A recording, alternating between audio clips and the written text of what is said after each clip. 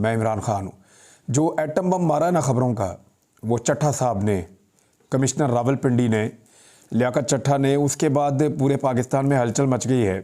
ये कमिश्नर, मेरी बात आप याद रखिएगा, ये कोई ना कोई चंद चढ़ाएगा। मैं आपको सीरियसली बता रहा हूँ, ये मामला इतना सादा नहीं है जितना सादा दिखाई देता है। मेरे पास डायरेक्टली इस हवाले से कोई पक्की खबर नहीं है, सिर्फ कुछ इन्फॉर्मेशन है या कुछ हकायक हैं जिनकी बुनियाद पे मैंने ये राय कायम की है। ये इतना सादा नहीं है। हम सब जानते हैं कि धांधली कैसे हुई और कहाँ से हुई। कमिश्नर जो है वो मसले की निशानदेही कर रहा है, मसले की जड़ की निशानदेही नहीं कर रहा। एक ऐसा शख्स जो सुबह के वक्त खुदकुशी करना चाहता था, फजर के वक्त, और ज़ोहर से पहले जो वो प्रेस कॉन्फ्रेंस करता है उसमें वो आधा सच बोलकर जाता है। वो ये कहता है मेरे पे दबाव था, मैंने गलत काम किया, मुझे फांसी दे दो। लेकिन वो ये नहीं बताता कि मुझे गलत काम करने का कहा किसने, ये वो नहीं बताता। वो ये भी नहीं बताता कि उस गलत काम का फ़ायदा किसको पहुंचाया गया, ये भी नहीं बताता। यानी वो बता सकता था ना कि मुझे ये कहा गया कि नून लीग को जितवाना है, ये बात उसने नहीं की। वो ये कह सकता था कि मुझे फ़लाँ फ़लाँ बंदे ने फ़ोन किया या फ़लाँ फ़लाँ जगह से मुझे प्रेशर आया और ये प्रेशर मुझे इस अंदाज़ में डाला गया कि मैं मजबूर हो गया ये करने पे, ये भी उसने नहीं बताया। वो ये कह सकता था कि मुझे ये वाला लालच दिया गया था और इस लालच में आके मैंने ये काम किया, ये भी उसने नहीं बताया। अब देखें, ये तो मुमकिन नहीं है कि एक आदमी अचानक अपने से ही फैसला कर ले कि मैंने एक सियासी जमात को हराना है और दूसरी सियासी जमात को जिताना है, और अपने तौर पे बाद में आके वो कह दे जनाब मैं कसूरवार हूँ, मुझे फांसी दे दें, मेरा ज़मीर गवारा नहीं कर रहा और मैं सुबह खुदकुशी करने वाला था। अब जिस दबाव का वो जिक्र करते हैं वो उस दबाव को एक्सप्लेन नहीं करते। जिन चीज़ों के बारे में वो बात करते हैं उनकी डिटेल में नहीं जाते। यानी वो बातें करके जज्बाती बयानात देकर तो निकल गए, लेकिन कुछ हकायक हैं वो आपके साथ शेयर करते हैं। ये अभी गर्दिश कर रहे हैं हकायक मार्केट में, मैं आपके साथ शेयर कर देता हूं ताकि कुछ चीज़ें तो थोड़ी बहुत क्लियर हों इससे। मैंने दिन को एक खदशे का इजहार किया था, वो ये था कि बहुत मुमकिन है कि ये पाकिस्तान के अंदर जो इंतखाबात हुए हैं उनको कलअदम करने की एक साजिश हो और कोशिश की जाए कि कुछ भी करके इंतखाबात जो पाकिस्तान में हुए उन्हें कलअदम करार दे दिया जाए। क्योंकि देखें, जो मतलूबा नताइज है ना वो हासिल ही नहीं हो सके। पहले दिन तो 8 फरवरी को किसी को तवक्को ही नहीं थी कि इतने बड़े पैमाने पर निकल कर लोग इमरान खान की आवाज़ के ऊपर, उसकी गैर मौजूदगी में, उसकी पार्टी के निशान के बगैर वो मुख्तलिफ निशान ढूंढ कर ठप्पे मारेंगे और इतने ठप्पे मारेंगे कि तबाही फेर देंगे। ये किसी को आइडिया नहीं था, वो हो गया। अब जितनी देर में किसी को समझ आई, मोबाइल फ़ोन बंद थे, हर चीज़ बंद थी, इन्फॉर्मेशन ग्राउंड से भी कम आ रही थी, जितनी देर में समझ आई बात बहुत आगे निकल गई थी। शाम होते होते पब्लिक ने इतने वोट डाल दिए थे कि अब गिनती होना बाकी रह गई थी। फिर गिनती को रोका गया, नताइज को रोका गया, नताइज को तब्दील किया गया, लेकिन नताइज इतने भयानक और इतने खौफनाक थे कि वो वन साइडेड थे। यानी 80% तक एक पॉलिटिकल पार्टी पाकिस्तान में जीत रही थी। अब उस पॉलिटिकल पार्टी को कंट्रोल कैसे किया जाए जो इतनी बड़ी कामयाबी हासिल कर रही है, 2/3 से भी ज़्यादा अक्सरियत में जा रही है, तो उसे काबू करने का तरीका सिर्फ एक ही रह गया था कि सीटें बदली जाएं, यानी फॉर्म 47 के अंदर धांधली की जाए। धांधली करके भी कंट्रोल नहीं हुआ और जो मतलूबा नताइज हासिल करने थे वो फिर भी हासिल नहीं हो पाए। अब जब नताइज हासिल नहीं हुए तो उस इलेक्शन का क्या फ़ायदा जिससे नतीजा ही वो नहीं निकला जिसका फ़ायदा हो।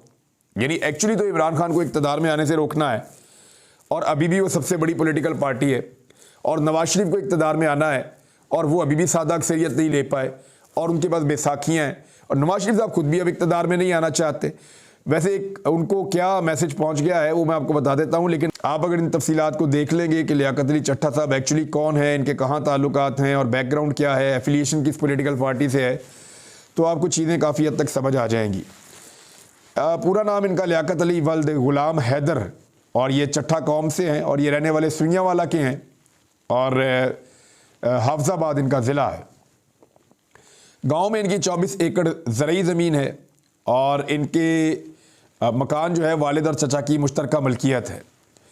2 इनके बेटे हैं, एक अमार लियाकत और दूसरा नौमीर लियाकत। 3 भाई हैं और 4 बहनें हैं। और इनकी जो सियासी वाबस्तगी बताई जाती है वो पूरे ख़ानदान की PMLN के साथ बताई जाती है कि नून लीग के साथ इस ख़ानदान की सियासी वाबस्तगी है। इसके अलावा जनाब इनके हवाले से कुछ और चीज़ें हैं कि ये रिपोर्ट है मुताल्लिक लियाकत अली चट्ठा रावलपिंडी। ये रिपोर्ट जो है ये फौरी तौर पे एक मुरतब की गई है। वो आप समझ जाए कि रिपोर्ट फौरी तौर पे मुरतब कर ली जाती है आदमी के बारे में जो उसकी डिटेल होती है, और वो ये मौजूद भी होती है नॉर्मली ऐसी रिपोर्टें। लियाकत अली चट्ठा वल्द गुलाम हैदर कौम चट्ठा सकना सुइयाँ वाला इलाका थाना वनेकी तारड़ और तहसील व ज़िला हाफजाबाद। कमिश्नर रावलपिंडी एक ज़मींदार घराने से ताल्लुक़ रखता है जो कि दौरान सर्विस मुख्तलिफ कलीदी पोस्टों पर तैनात रहा है और शहबाज शरीफ के वजारत आला 2013 से लेकर 2018 के दौरान CM सेक्रेटेरिएट में भी इंतहाई अहम जिम्मेदारी सर अंजाम देता रहा है। दौरान तैनाती लियाकत अली चट्ठा शरीफ फैमिली का ख़ास आदमी बन गया, ख़ुसूसन हमदा शहबाज का दस्ते रास गर्दाना जाता था। बाद अज़ा डिप्टी कमिश्नर फैसलाबाद भी तैनात रहा, जिसके बारे में आम फहम बात थी कि लियाकत चट्ठा हमदा शहबाज के ज़ेरे साया पोस्टिंग लेता है। साल 2013 के इलेक्शन में हमजा शहबाज लियाकत चट्ठा के घर सुइयाँ वाला भी आया था। लियाकत अली चट्ठा अपने ज़ेरे असर ख़ानदानों से PMLN के लिए वोट भी मांगता रहा है। लियाकत अली चट्ठा के बहनोई और चचाजाद भाई बशारत अली चट्ठा साइयावाला का चेयरमैन यूनियन काउंसिल भी रहा है। दूसरे उन्होंने ताल्लुकात बताया कि इनके PMLN के साथ कहाँ कहाँ ताल्लुकात हैं। इनका एक बहनोई जो है वो पुलिस इंस्पेक्टर भी है ज़िला लाहौर के अंदर। फिर उन्होंने बताया कि ये ज़्यादातर अपना टाइम गुजारते हैं लाहौर रहमान गार्डन वाली रिहाइश गाह में। रहमान गार्डन वालों की बेटी जो है उनकी बहू भी हैं, और इसके अलावा ये बता रहे हैं कि इनका कोई बड़ा करप्शन का माली बेज़ाब्तगी का कोई ऐसा स्कैंडल जो है वो अभी तक मालूम नहीं हुआ। ये ज़हनी और जिस्मानी तौर पे एक मजबूत आदमी है। ये तो है जी लियाकत अली चट्ठा का तारुफ। अब PMLN के साथ वाबस्तगी और अचानक से कह देना कि जी 13 सीटें और बताना भी नहीं कि फ़ायदा किसको दिया, फ़ायदा किसको दिया ज़रा वो भी आप देख लीजिए, क्योंकि वो ये कह रहा है कि अभी भी ठप्पे लगाए जा रहे हैं। वो ये कह रहा है कि इस वक्त तक जो है वो सूरत हाल ये है कि ठप्पे लगाए जा रहे हैं और कोशिश की जा रही है कि जो फॉर्म 47 के ऊपर नतीजा दिया गया है फॉर्म 45 को उसके मुताबिक बनाया जाए।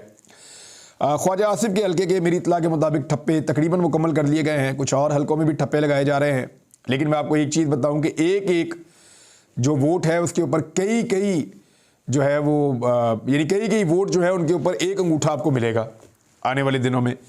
जब इन हल्कों को थॉरोली चेक किया जाएगा, इन सबको इस बात का ज़ोम है कि इतने सारे हल्के खुल गए हैं तो ये धांधली जो है ये पकड़ी नहीं जा सकती। लेकिन जिस हल्के का फॉरेंसिक ऑडिट होगा, फॉरेंसिक ऑडिट आपको याद है ये 2014 की बात है जब इमरान खान साहब के धरने के बाद ये हुआ था, तो जिस हल्के का फॉरेंसिक ऑडिट होगा वहाँ पे अंगूठों के निशान, स्याही का निशान, बाकी बहुत सारी चीज़ें, टेम्परिंग, ये पकड़ी जाएगी। और जब ये पकड़ी जाएगी तो धांधली पकड़ी जाएगी। तो इससे बच नहीं सकते ये, जितना मर्जी भाग लें। अब रावलपिंडी की 13 नशिस्तों में से 11 नून लीग के पास हैं, एक जो है पीपल्स पार्टी को दी गई है और एक जो है वो आज़ाद उम्मीदवार को कामयाबी दिलाई गई है।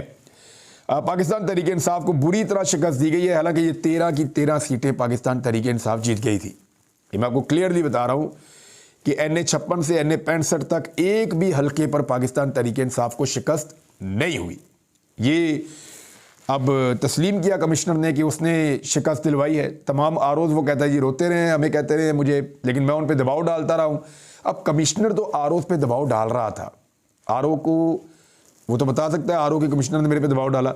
कमिश्नर किस दबाव में था उसने अभी तक ये बात नहीं बताई, लेकिन मुझे लगता है कि ये कमिश्नर कोई चंद चढ़ाएगा। उसकी वजह पता क्या है? उसकी वजह यह है कि ये आधा सच बोल रहा है और उतना बोल रहा है जितना इस वक्त ज़रूरी है इलेक्शन को कलअदम करार दिलाने के लिए या इस इलेक्शन को मुतनाज़े करने के लिए। इलेक्शन तो मुतनाज़े है, लेकिन इस सारे मामले में सिर्फ फॉर्म 45 उठाए जाएं और इंसाफ कर दिया जाए तो मैक्सिमम लोगों को उनकी सीटें वापस मिल जाएंगी।